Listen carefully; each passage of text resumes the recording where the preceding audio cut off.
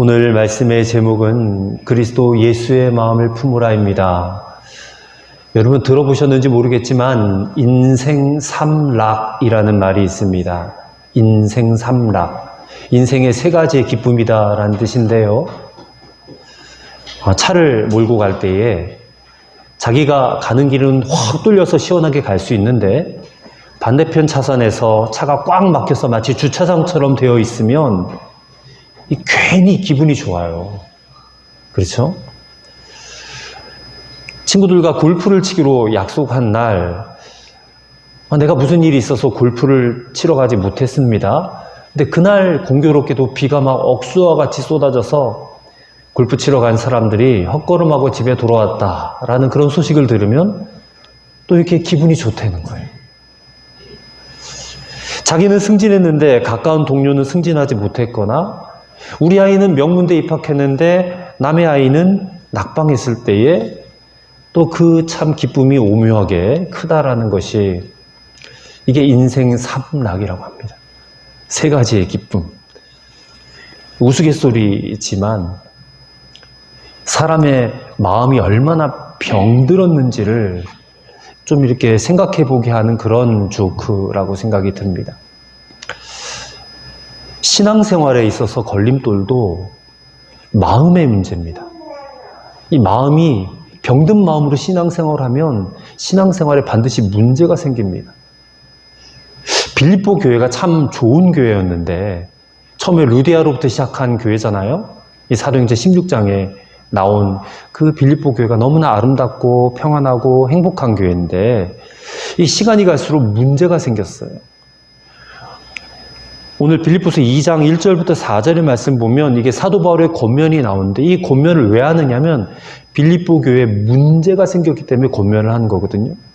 그 교회가 전도도 열심히 하는 교회고 봉사도 뜨겁게 하고 또 그렇게 모든 일에 있어서 열심히 있는 교회였는데 성도들 간에 경쟁심이 일어나고 허영심이 일어나고 그러다 보니까 교인들 사이에 갈등이 빚어지게 되고 또 교만한 마음이 생겨서 자기만 막 잘났다 그러고 서로 자기 일만 할 뿐 서로 돕지 않는 그런 일들이 발생했어요. 사도 바울은 그 소식을 듣고 나서 이게 이제 로마 감옥에 있을 때 그 소식을 들은 거거든요.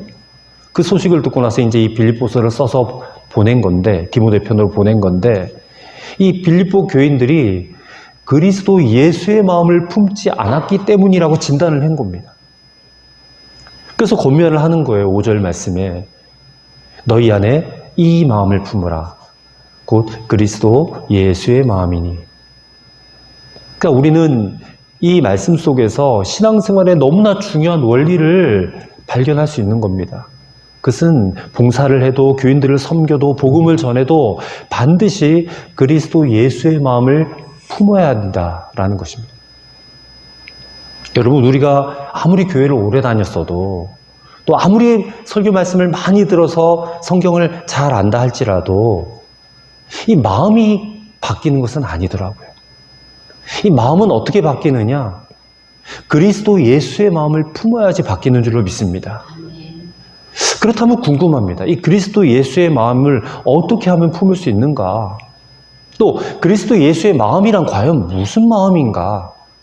오늘 우리가 이것을 함께 생각해 보고자 합니다. 첫째로 그리스도 예수의 마음을 품으려면 복음을 분명히 믿어야 되는데 그 복음이란 나는 죽고 예수로 사는 복음입니다. 이 복음을 분명히 믿어야 된다는 것이죠. 자, 6절부터 8절의 말씀을 보면 사도 바울은 이 그리스도 예수의 마음이 어떤 마음인지 명확하게 설명하고 있습니다. 6절부터 8절입니다.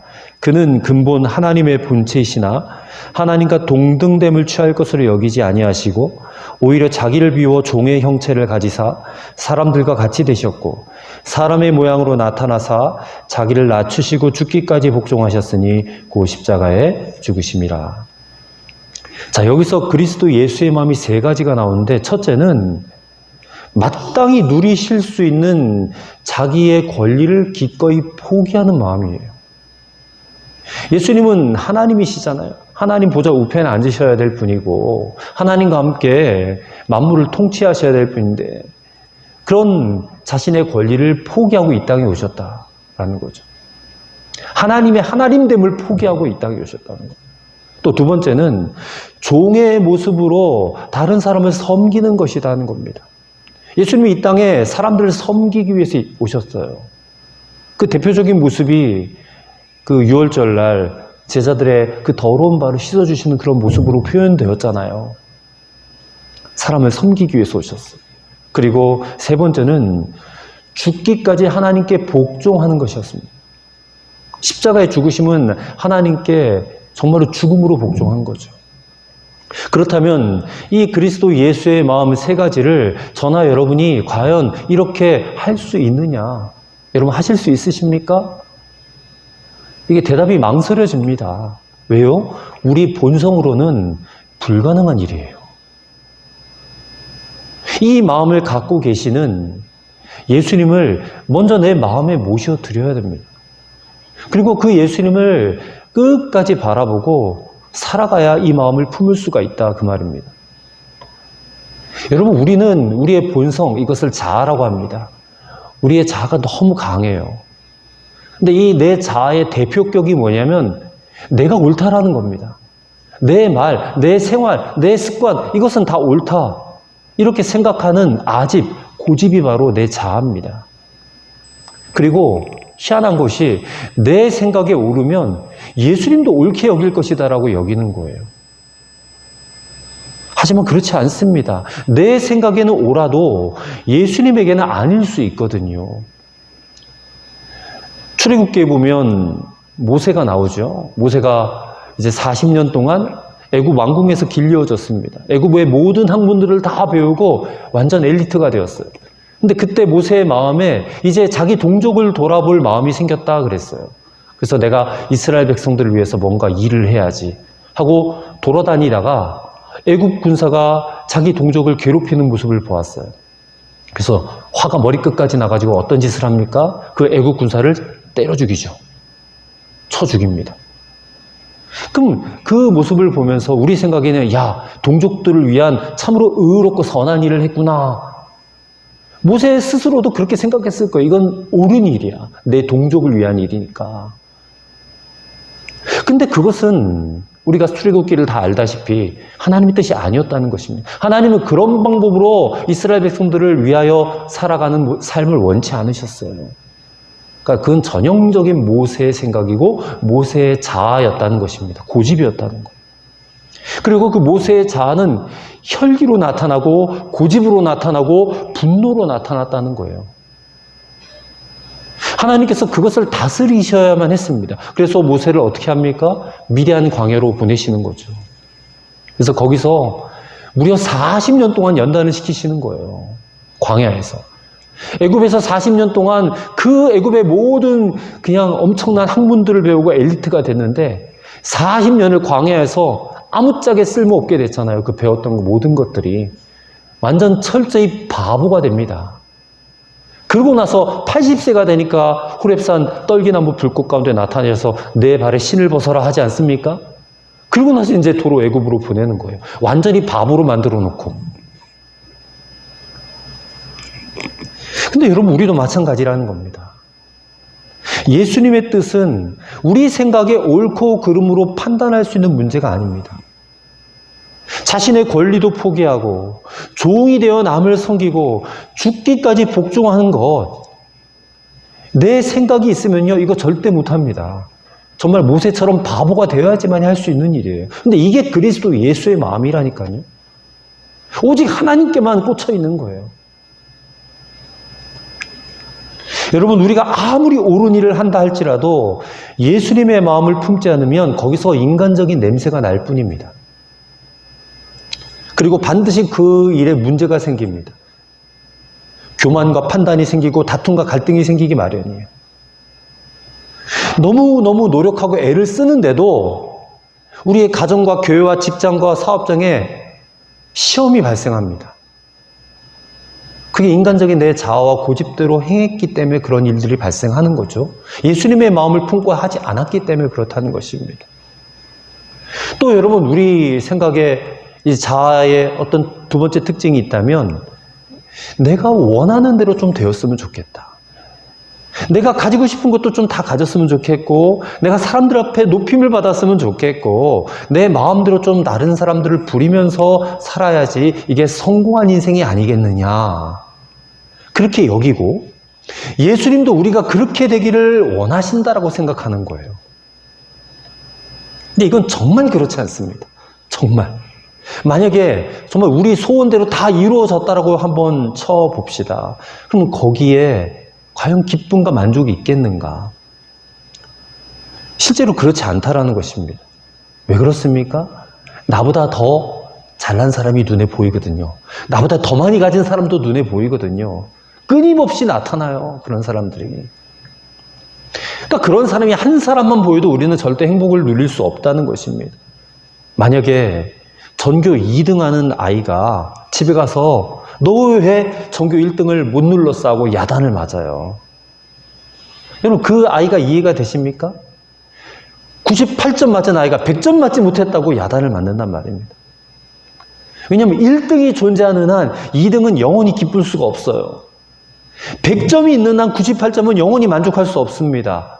그리고 끊임없는 열등감과 욕구 불만에 사로잡혀 살 수밖에 없다는 것이죠. 그렇다면 어떻게 해야 됩니까? 그래서 어떤 종교는요, 마음을 비워야 된다 그래요. 그리고 무소유를 실천해야 된다. 그래야지 행복하다. 그렇게 가르쳐요. 근데 여러분, 사람의 마음은 결코 비워질 수가 없더라고요. 그 무소유를 말하고 책을 쓴 어떤 분이 계시잖아요. 근데 알고 보니까 무소유가 아니라 엄청난 재산을 갖고 계시다. 그게 발각이 나서 그분 요즘에 잘 나타나지도 않지 않습니까? 사람은 마음이 비워지는, 그리고 무소유를 절대 실천할 수 없는 사람. 근데 기독교를 그렇게 이해하는 사람들이 있어요. 기독교는 마음을 비우는 종교가 아닙니다. 기독교는 예수님을 바라보는 종교죠. 매 순간마다 예수님 바라보고 예수님과 동행하는 사람이 그리스도인이잖아요. 그러면서 예수님의 마음을 품게 되면 이 세상 욕심, 자기 의, 자기 고집으로 충만했던 그런 마음들이 정말 눈 녹듯이 사라지는 것입니다. 예수님의 마음을 품으면. 여러분, 예수님의 마음을 품으면 우리가 이기지 못할 시험도 없고요, 품지 못할 사람도 없어요. 다 돼요. 그러니까 결국에는 우리 마음이라는 겁니다. 마음만 바뀌면 모든 것이 바뀌는 것입니다. 그래서 우리의 가장 큰 숙제가 뭐냐? 어떻게 하면 예수님이 우리 마음의 왕이 되게 하실 것인가? 예수님이 내 마음의 왕이 되신다면 문제될 일이 없다는 것입니다. 그래서 말씀을 드린 거예요. 예수님이 내 마음의 왕이 되시려면 나는 죽고 예수로 사는 이 복음을 여러분 분명히 믿으셔야 됩니다. 분명히 믿으셔야 돼요. 여러분, 모든 사람에게서, 모든 상황 속에서 나는 죽었습니다라고 분명히 고백할 수 있어야 됩니다. 이것이 말로는 너무나 간단한 일인데 실제로는 너무나 어려워요. 왜 어려우냐? 마귀 때문에 그래요. 마귀가 우리 마음을 자꾸 혼미케 하고 뒤흔들어 놔요. 그래서 이 복음을 믿지 못하게 만들어요. 어떻게 그 복음이 과연 너의 마음속에서 이루어질 수 있느냐? 마귀는 끊임없이 우리에게 도전하거든요. 그거는 이론일 뿐 절대 그는 가능한 일이 아니야. 불가능한 일이야. 자꾸 우리의 마음을 흔들어 놔요. 마귀가 그렇게 하는 이유가 무엇이겠습니까? 마귀도 알거든요. 우리 마음이 열쇠란 사실을. 그래서 자꾸만 우리의 마음을 공격해요. 미혹해요. 그리고 우리는 그 마귀의 미혹에 자꾸만 속아요. 마귀가 주는 마음이 더 솔깃하단 말입니다. 우리는 항상 에덴 동산으로 돌아가야 돼요. 첫사람 아담과 하와가 어땠습니까? 마귀가 와서 말하니까 그 마음이 흔들려 버렸잖아요. 하나님이 주시는 마음만 갖고 살았으면 될 텐데 마귀가 와서 유혹하다 보니까 그 말에 귀가 솔깃하고 자신들이 하나님과 같이 될 수 있다는 말에 그냥 넘어가 버리지 않습니까? 왜냐하면 그게 우리 자아를 만족시키는 마음이거든요. 내 자아를. 마귀는 자꾸만 너 마음대로 해봐. 괜찮아. 아무 일도 일어나지 않아. 자꾸 속삭여요. 또 실제로 아무 일도 일어나지 않는 것 같아요, 또. 그렇게 한 번, 두 번 하다 보니까 자꾸만 그렇게 하는 게 습관이 되어버린다는 거예요. 이게 너무 매력적이지만 가장 위험한 일 아니겠습니까? 여러분, 자기 마음대로 살아서 잘 산 사람 없어요. 자기 마음대로 해서 잘 된 일도 하나도 없단 말입니다. 그러나 나는 죽었습니다. 모든 상황에 대해서, 모든 사람에 대해서 나는 죽었습니다라고 분명히 고백하기 시작하면 마귀가 그때부터 우리의 마음을 혼미케 하던 것들이 사라지게 돼요. 마귀가 힘을 못 써요. 아니, 죽었는데 어떻게 힘을 씁니까? 우리 자가 팔팔하게 살아있어야 마귀가 같이 자꾸 막 부추길 수가 있는데 나는 죽었다라고 말을 하니까 마귀가 꼼짝하지 못하는 거잖아요. 그럼 내가 죽어버리면 내 안에 계신 예수님께서 선명하게 드러날 수밖에 없어요. 그분의 음성이 선명하게 들린다니까요. 그럼 어떻게 됩니까? 그때부터 내가 예수님의 마음을 품고 살게 되는 것이죠. 여러분, 나는 죽고 예수로 살기 시작하면 그 예수님의 마음을 품기 시작하니까 그 마음으로 상대방을 보게 돼요. 가족들을 보게 되고 성도들을 보게 되고 내 이웃을 보게 된단 말입니다. 그러면 어떻게 돼요? 그 관계 속에서 천국의 역사가 일어나는 것 아니겠어요? 여러분, 천국은 우리가 나중에 죽어 들어갈 장소의 어떤 개념도 있지만 하나님의 나란 너의 마음이 있다고 하지 않았습니까, 예수님? 그러니까 우리 마음에 천국이 임해야 되잖아요. 그거는 우리의 관계 속에서 이루어지는 천국을 말하는 것입니다. 가정의 천국, 직장의 천국, 교회의 천국이 관계 속에서 일어나는 천국 아니겠어요? 그 사람을 바라볼 때에 긍휼한 마음과 안타깝게 여기는 마음과 또 사랑하는 마음이 생겨나지 않겠습니까? 예수님의 마음으로 바라보는데 그때야 비로소 가정이 하나가 되고 교회가 하나가 되고 그런 역사가 일어나게 된다라는 것이죠. 또 서로의 마음을 깊이 나누는 그런 관계가 된다는 것이죠. 그럴 때 우리의 가정과 교회는 진정 행복한 가정과 교회가 될 줄로 믿습니다. 천국과 같은 가정과 교회가 될 줄로 믿습니다. 열쇠는, 비결은 예수님의 마음을 품는 것이다 라는 것이죠. 그리고 두 번째로 우리가 그리스도 예수의 마음을 품으려면 혼자 있을 때에 더욱 예수님을 바라봐야 된다는 겁니다. 그러니까 혼자 있을 때 예수님을 인식하고 살아가야 된다, 그 얘기예요. 자, 12절의 말씀을 보십시오. 그러므로 나의 사랑하는 자들아, 너희가 나 있을 때뿐 아니라 더욱 지금 나 없을 때에도 항상 복종하여 두렵고 떨림으로 너의 구원을 이루라 했습니다. 여러분, 구원받은 증거, 여러분이 구원받은 증거가 뭐라고 생각하십니까? 여러분이 교회 다니는 거? 세례받은 거? 직분받은 거?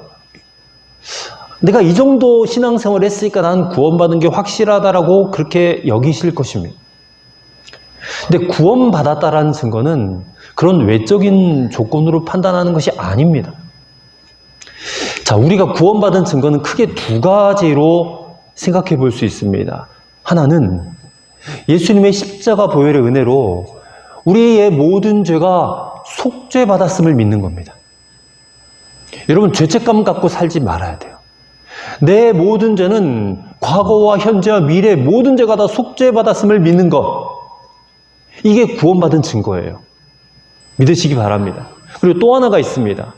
그것은 예수님이 내 마음에 오신 것입니다. 예수님이 내 마음에 들어오셨다. 그래서 예수님과 이제 평생토록 동행하는 자가 되었다. 이게 구원받은 증거예요. 이게 되어야 구원받은 자입니다. 절대 무슨 직분이나 교회 연수가 오래됐거나 뭐 교회를 오래 다녔거나 열심히 헌신 충성 봉사했거나 이게 구원받은 증거가 아닙니다. 이 두 가지가 확실해야 돼요. 그래서 13절의 말씀을 보시면 너희 안에 행하시는 이는 하나님이시니 자기의 기쁘신 뜻을 위하여 너희에게 소원을 두고 행하게 하시나니라고 했어요. 이게 예수님이 우리 안에 계시는 증거라는 거예요. 바로 하나님의 마음, 하나님의 소원을 내가 품고 그것을 행하게 하신다. 이게 우리가 구원받은 증거라는 것이죠. 그럼 내 안에 예수님이 오신다 그랬는데 사실상 삼위일체 하나님 가운데 내 마음에 오실 수 있는 하나님은 성령 하나님이시잖아요.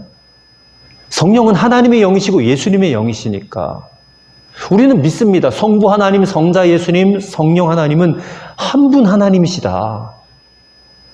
그래서 성령님이 오신 것을 하나님이 오셨다, 또 예수님이 오셨다라고도 해요. 같은 말입니다. 헷갈리지 마세요. 예수님이 육신으로 이 땅에 계실 때는 이 시공의 한계에 갇혀 계셨죠. 예수님이 갈릴리에 계시면 예루살렘에는 계실 수가 없어요. 왜냐하면 육체로 오셨기 때문에 그래요.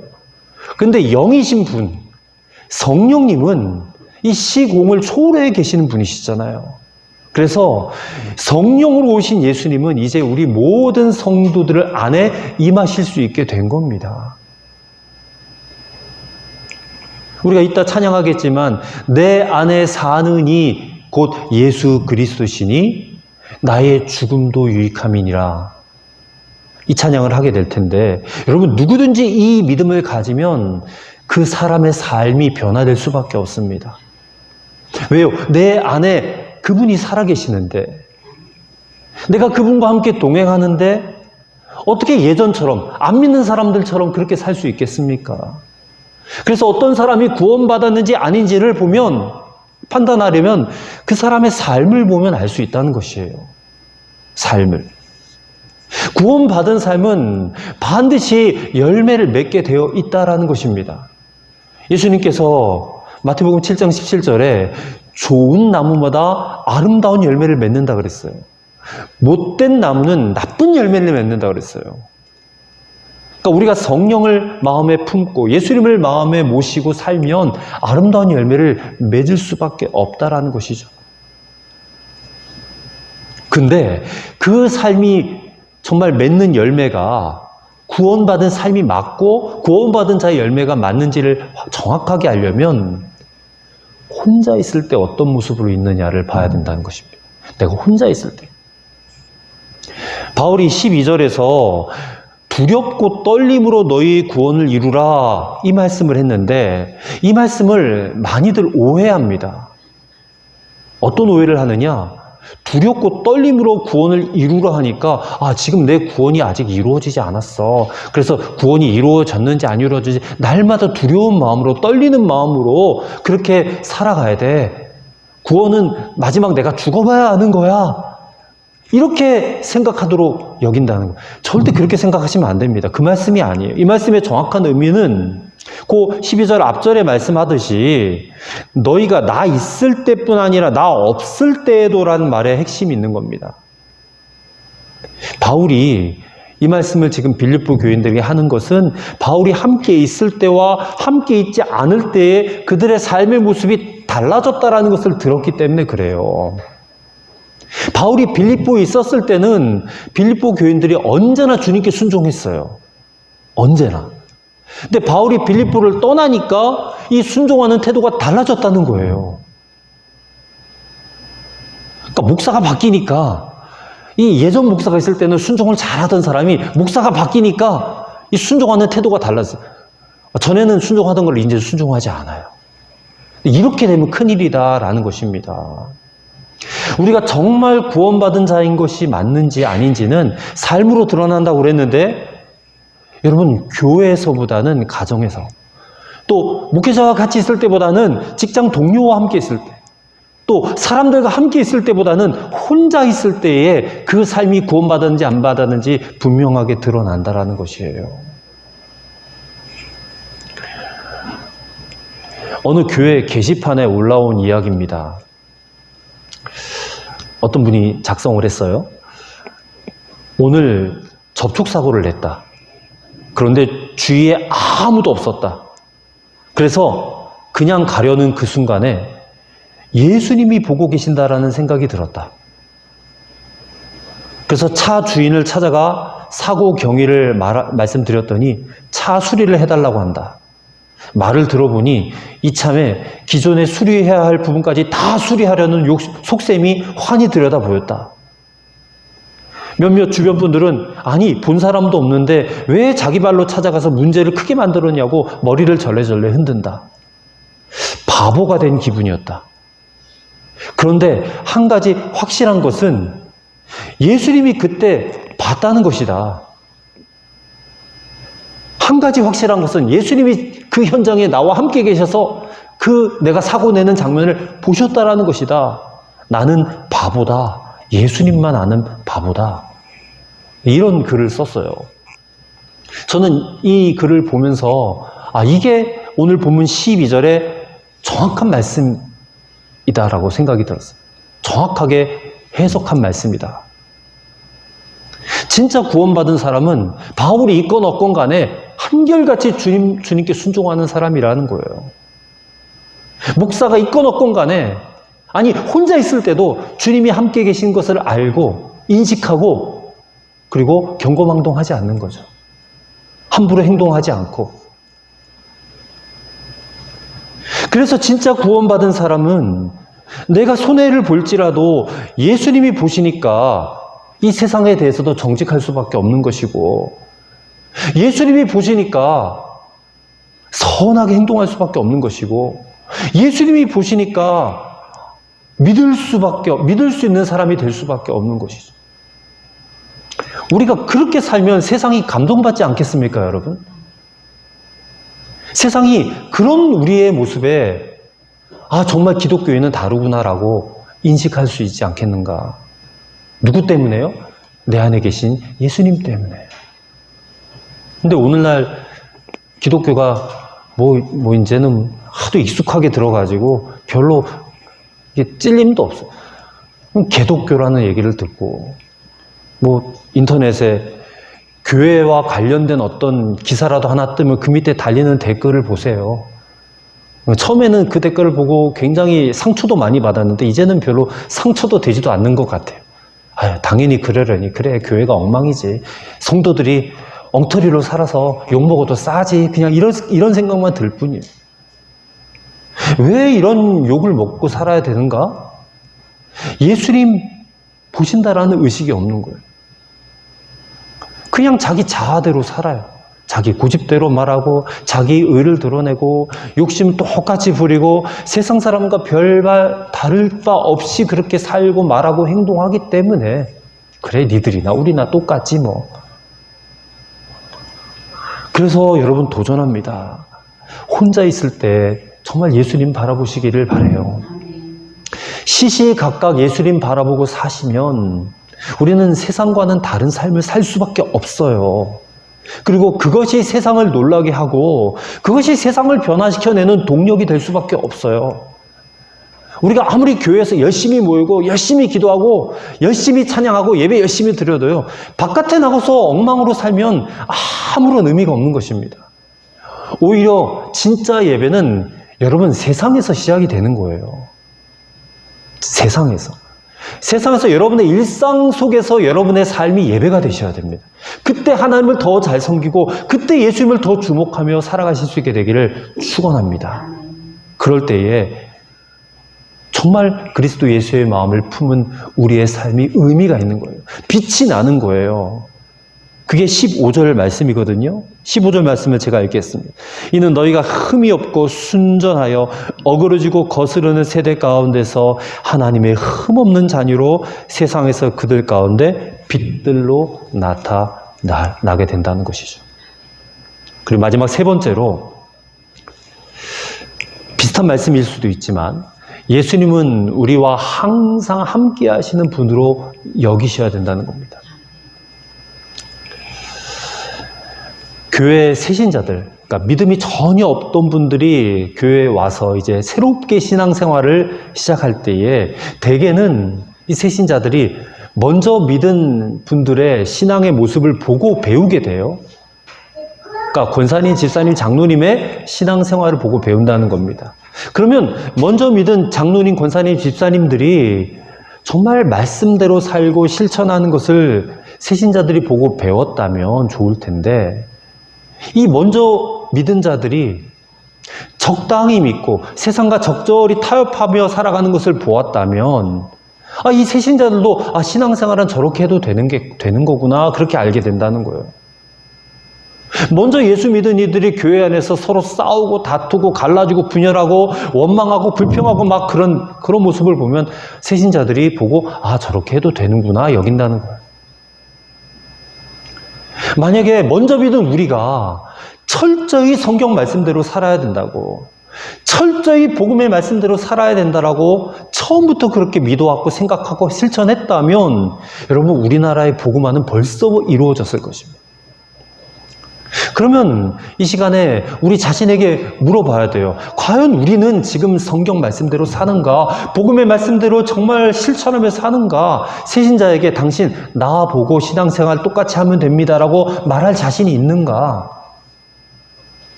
없지요, 뭐. 없어요. 근데 사도 바울은 그런 증인 두 사람을 우리에게 소개하고 있어요. 누구냐? 바로 디모데와 에바브로디도라는 사람이에요. 그게 19절부터 나오는 말씀인데 디모데를 먼저 보세요. 디모데는 바울이 이렇게 인정을 했습니다. 디모데 같은 마음으로 빌립보 교회를 염려할 사람이 아무도 없다라고 그래요. 왜냐하면 빌립보 교인들이 지금 문제가 생겼잖아요. 마음이 어그러져가지고 다 자기 일만 생각하지 교회를 생각하는 사람이 없고 예수님의 일을 생각하는 사람이 없다라고 했어요. 무슨 일인데 이처럼 심각하게 말을 했을까, 바울이? 지금 바울은 로마 감옥에 갇혀 있습니다. 디모데도 같이 있어요. 근데 이 디모데에게 너 이 서신 들고 빌립보까지 가, 그러는 거예요. 당시에 뭐 비행기가 있어요, 뭐 자동차가 있어요. 그 먼 길을 걸어서 도보로 가야 되는데 산 넘고 물 건너 바다 건너 가야 돼요. 굉장히 힘든 여정입니다. 누가 그 길을 걸어갈 수 있겠어요? 근데 디모데는요, 아무 말 없이 순종해서 간단 말입니다. 그래서 빌립보서가 도착이 된 거예요. 그것이 빌립보 교인들에게 말할 수 없는 위로가 되었다는 것입니다. 이게 무슨 말이냐? 야, 바울이 전한 복음을 말로만이 아니라 실제로 그렇게 실천하며 사는 사람이 있구나라는 것을 빌립보 교인들이 보았다는 거예요. 디모데를 보면서. 이게 교리로만, 지식으로만 예수님을 믿는 자들은 감히 할 수 없는 일 아닙니까? 어떻게 그 일을 실천할 수 있어요? 정말 살아계신 예수님이 나와 함께 하시는 분이라고 믿어야지만이 할 수 있는 일 아니겠습니까? 사도 바울이 2차 전도 여행 때 디모데를 만났어요. 루스드라에서 전도하다가 돌에 맞아가지고 거의 피투성이 돼서 거의 죽었어요. 그래서 사람들이 사도 바울 죽은 줄 알고 그냥 성 밖으로 던져버렸어요. 그런데 갑자기 사도 바울이 벌떡 일어나는 거예요. 살아났어요.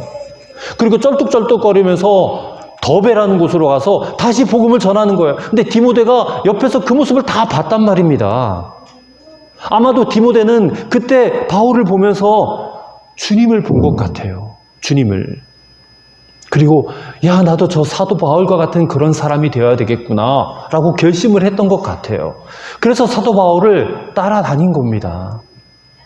그래서 22절에 보니까 바울이 디모데에 대해서 자신과 함께, 나와 함께 복음을 위하여 수고하였다라고 말하고 있어요. 이건 단순히 교회 일을 열심히 했다 그런 얘기가 아니에요. 이 복음을 위하여 수고하였다는 것은 바울의 삶에 디모데가 함께 했다는 거예요. 언제나. 빌립보에서, 데살로니가에서, 베레아에서, 고린도에서, 에베소에서, 그리고 지금 로마 감옥에 이르기까지 바울과 함께 전도했고 바울과 함께 고난을 겪었고, 이 말은 디모데가 바울과 같은 믿음을 가졌다 그 말이거든요. 그리고 또 에바브로디도는 어떤 인물이냐면 이 사람은 빌립보 교회 교인이었어요. 근데 바울이 로마의 감옥에 갇혔다라는 소식을 듣고 빌립보 교인들이 십시일반 헌금을 합니다. 그래서 그 헌금을 가지고 에바브로디도가 로마까지 갔어요. 디모데는 거꾸로 로마에서 빌립보로 왔고 에바브로디도는 빌립보에서 로마까지 역시 도보로 간 거예요. 그만큼 이분이 충성된 사람이에요. 그래서 바울을 만났습니다. 근데 바울이 너무 고생하는 거예요. 그래서 겨울을 함께 지내다가 에바브로디도가 병이 들어요. 죽을 병에 들어요. 그만큼 그 걸어오는 여행이 힘들었고 옥바라지도 힘들었어요. 그래서 바울이 에바브로디도의 그 치유를 해서 간절히 하나님께 기도하고 하나님께서 그 에바브로디도의 병을 고쳐주셔요. 그 이야기가 빌립보서 후반절에 나오거든요. 그러니까 이처럼 디모데나 에바브로디노는 바울을 위해서 헌신적인 사람이었다라는 것을 드러내 보여주는 거예요.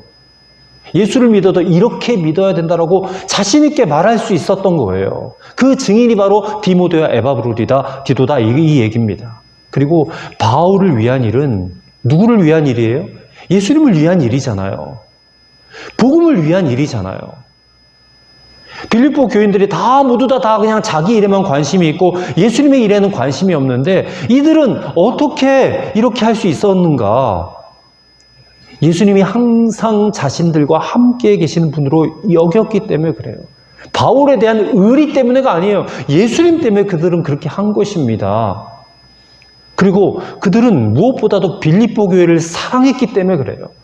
그래서 그 먼 길을 왔다 갔다 할 수 있는 것 아니에요? 정말 그 교회를 사랑하니까.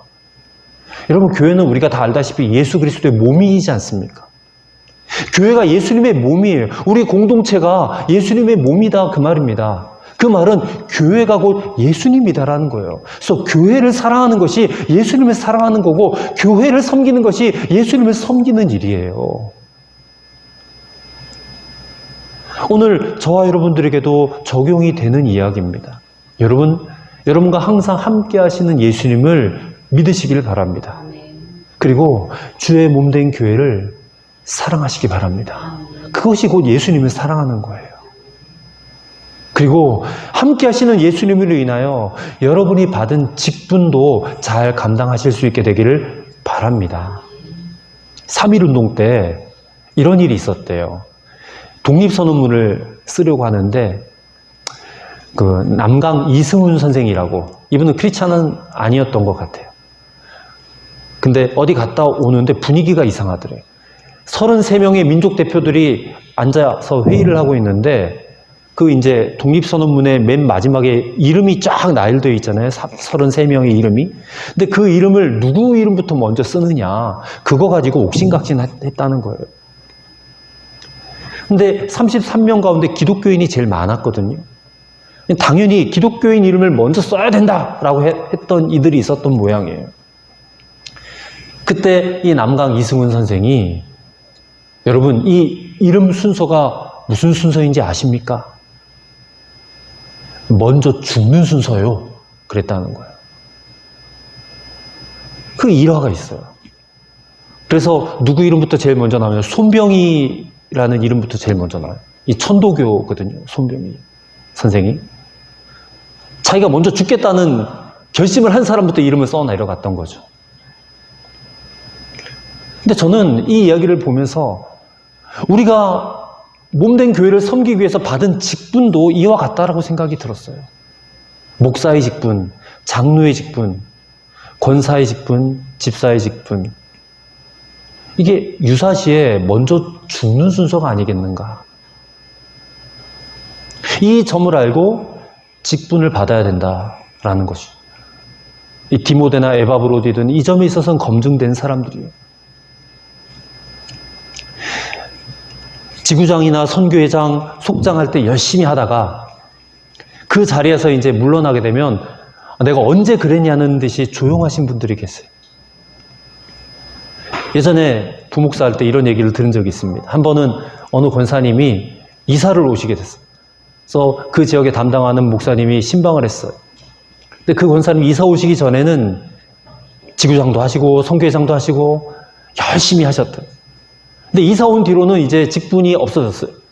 아무것도 맡은 것이 없으니까 너무 홀가분하다는 거예요. 지구장 하나 하니까 너무 좋고 선교회장 하나 하니까 너무 홀가분하다. 근데 목사님과 동행했던 지구장 선교회, 현 지구장, 현 선교회장이 그 얘기를 들으면서 고개를 끄덕끄덕 하고 있더라고요. 아, 나도 저렇게 됐으면 좋겠다라는 거죠. 부러운 눈치더라는 거예요. 나도 좀 안 감당했으면. 교회를 예수님으로 여긴다면 과연 그런 모습을 이렇게 보여줄 수 있을까? 그런 안타까운 마음이 들었어요. 교회 직분을 받고 무슨 회장이 되고 이런 것보다 정말 예수님의 마음으로 자신을 내려놓고 섬기는 것이 얼마나 귀한 일인지 여러분 우리가 말하지 않아도 다 잘 알잖아요. 근데 그게 말뿐으로만 그쳐서는 어떻게 되겠어요? 함께 하시는 예수님, 우리가 늘 바라봐야 될 줄로 믿습니다. 그래야 예수님의 마음을 품을 수 있다니까요. 그리고 그런 사람이 한 사람, 두 사람 늘어날수록 그 교회가 정말 예수님의 교회가 되는 거예요. 정말 행복한 교회가 되는 거죠. 사랑하는 성도 여러분, 오늘 우리가 이런 성도가 되실 수 있게 되기를 바랍니다. 디모데, 에바브로디도와 같은 그런 증인이 우리 교회를 통해서 나타났으면 좋겠어요. 정말 예수의 마음을 품고 주의 몸된 교회를 사랑하는 그런 여러분과 저가 되기를 바랍니다. 아멘. 기도하시겠습니다. 하나님, 그리스도 예수의 마음을 품지 않고 신앙생활을 해왔던 우리의 모습을 회개합니다. 그리스도 예수의 마음을 품기 위하여서 우리가 더욱더 주님을 바라보게 하옵소서. 특별히 혼자 있을 때 더 주님을 바라보게 하옵소서. 나는 죽고 예수로 사는 이 복음을 분명히 믿고 우리가 실천하며 살게 하옵소서. 예수님 언제나 우리와 함께 하신 분이신 것을 믿고 여기며 살게 하옵소서. 그럴 때 우리가 예수의 마음을 품고 우리 교회와 가정을 천국과 같은 교회와 가정으로 만들어갈 수 있게 하옵소서. 예수님의 이름으로 기도 올려옵나이다. 아멘.